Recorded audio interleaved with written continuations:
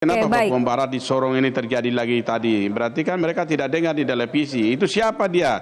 Coba tanya dulu. Yang pergerakan di Papua Barat itu siapa? Melebihi sekali itu. Ini saya hari ini saya sudah mulai marah loh. Siapapun masyarakat Papua, siapa yang dia? Polda saya minta periksa itu siapa hari ini mulai gerakan itu. Berarti dia melawan kepala suku dong. Pemirsa, bagaimana sebenarnya akar permasalahan ataupun solusi dari insiden terkait Papua ini telah bergabung dari Surabaya, Jawa Timur, staf khusus Presiden untuk Papua, Lenis Kogoya. Selamat malam, Pak Lenis.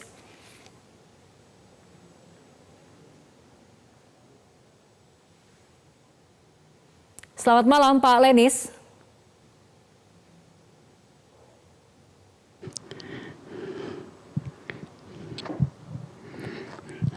Ya, selamat malam. Saya posisi di Surabaya. Ya, Pak Lenis, tadi kita sudah dengarkan pernyataan ataupun laporan dari rekan Desi Fitriani di Sorong di mana kondisi sudah kondusif, aktivitas sudah kembali normal. Nah, untuk hasil pertemuan Anda dengan Gubernur Hovifah dan juga mahasiswa Papua di Surabaya sore tadi, apa kemudian sejumlah kesepakatan yang diambil? Ya, baik. Yang saya baru sampaikan tadi sebenarnya jam 11.00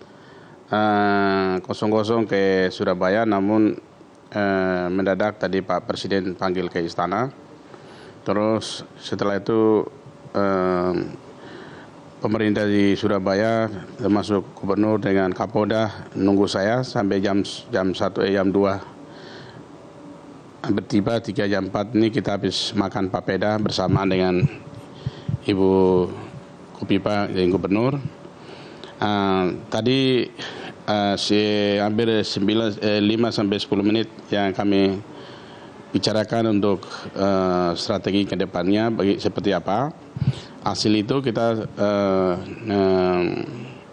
bukan ambil kesimpulan, cuma rekomendasi kami hari ini ada 2 sampai 3 hal.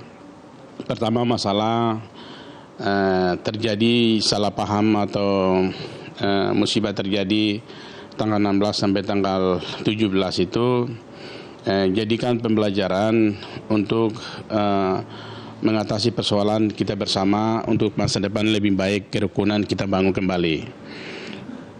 Terus menyangkut masa depan untuk asrama anak-anak Papua yang ada di sini. Asrama jadikan sebagai asrama Nusantara. Selama ini yang hanya menangani pemerintah Papua, tapi nanti ya masing-masing pemerintah, mulai contoh di Surabaya, nanti akan bikin asrama Nusantara itu dibuat nanti sama-sama sesuai dengan kriteria atau daerah-daerah tertinggal. SDM-nya minim itu dia akan bikin satu asrama, jadi satu pembauran dibangun. Karena seperti adik dan adem itu sekolah itu mereka tinggal dengan masyarakat, jadi pembauran, belajar budayanya, belajar bahasanya di situ. Nah, terus di samping asrama situ juga kita akan bikin pola asrama itu nanti ada koperasi misalnya atau ada pelatihan. Nah, jadi aktivitas asrama pun ada. Teknologi apa saja dipasang supaya anak-anak itu bisa di kampus belajar, tapi juga di asrama pun ada belajar juga. Artinya dalam pertemuan tadi, terutama dengan Gubernur Jawa Timur dan juga mahasiswa dari Papua, apakah kemudian akar dari permasalahan yang terjadi sudah kemudian clear? Ya, nanti itu yang pertama tadi. Yang kedua, untuk selesaikan masalah ini, nanti ada pemerintah provinsi Papua, kita rekomendasikan dengan pemerintah Surabaya, Jawa Timur, bersama dengan Kementerian Dalam Negeri untuk membicarakan kesepakatan bersama untuk menangani mahasiswa ke depannya, yang seperti yang sampaikan tadi. Kesepakatan untuk bagaimana pembinaannya. Surabaya jadikan contoh, jadi semua provinsi sejauh Bali itu akan terjadi hal yang sama.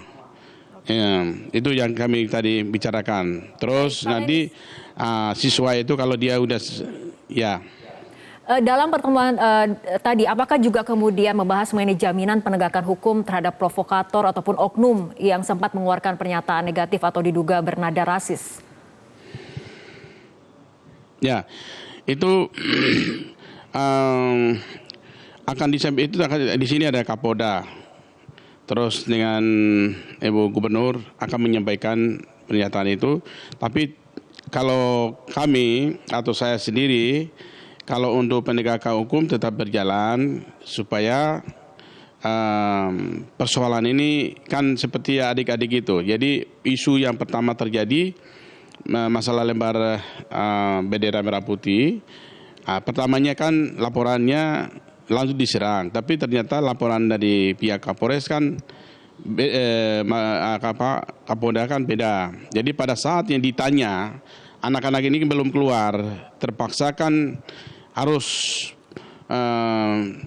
memaksa diperiksa, ternyata nggak ada bukti, ada yang dikembalikan gitu. Ini jadi sebenarnya kalau pada saat itu mungkin adik-adik ditanyakan mungkin seperti apa, mungkin tidak terjadi seperti itu. Tapi ini menurut dari pihak kepolisian.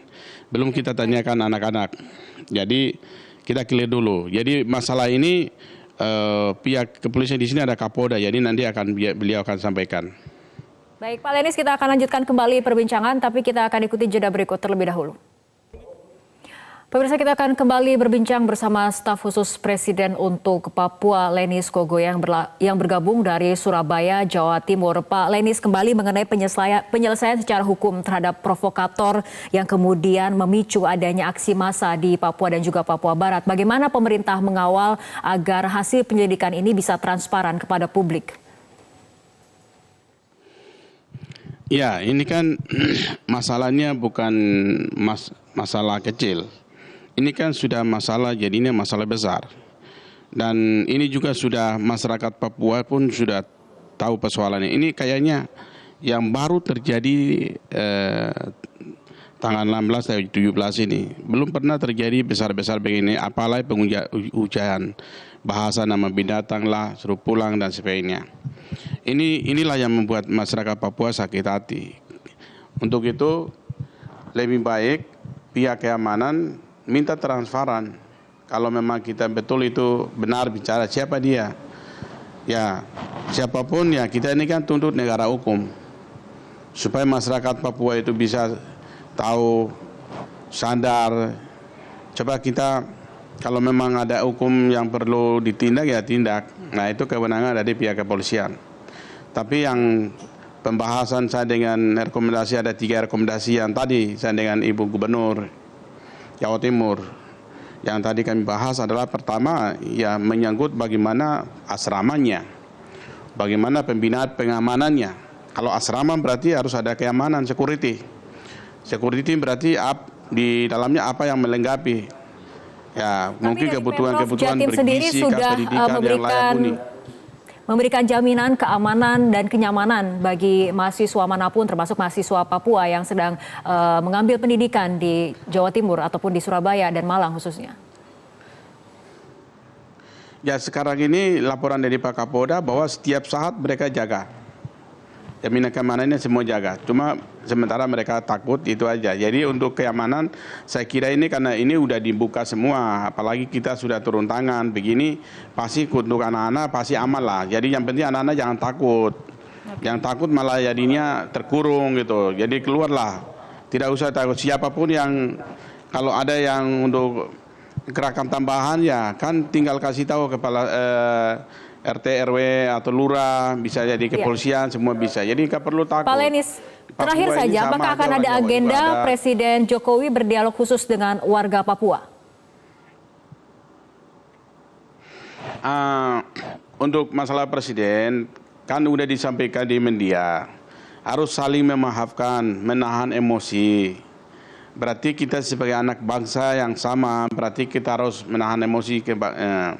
Untuk khusus untuk wilayah masyarakat Papua, kemungkinan besar minggu depan atau dalam waktu dekat Pak Presiden ke Papua meresmikan jambatan Oltekam, terus ada kunjungan-kunjungan. Nanti saya atur koordinasi dengan masyarakat di sana, Papua Barat, supaya jangan sampai bakar-bakar. Nah, kita setengah mati, kita membangun terus, kamu bakar lagi bagaimana?